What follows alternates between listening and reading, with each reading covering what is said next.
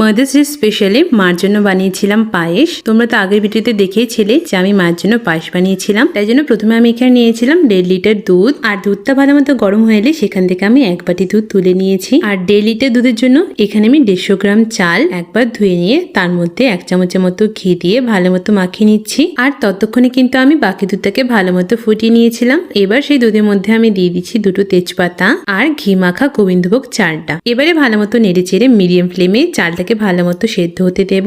আর ততক্ষণে আমি আগে থেকে যে দুধটা উঠিয়ে রেখেছিলাম সেই দুধটার মধ্যে পাউডার দুধ দিয়ে পায়েসের মধ্যে দিয়ে দেব।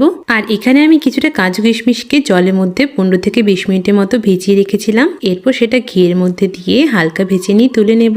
এরপর যখন চালটা সেদ্ধ হয়ে যাবে তার মধ্যে স্বাদ মতো চিনি দিয়ে ভালো মতো নেড়ে চেড়ে ওপর থেকে কাজু কিশমিশটা ছড়িয়ে 1 থেকে 2 মিনিটের মতো হতে দিলেই তৈরি আমাদের পায়েস। আর খেতেও কিন্তু দারুণ হয়েছিল। তো তোমরা চাইলে অবশ্যই বানাতে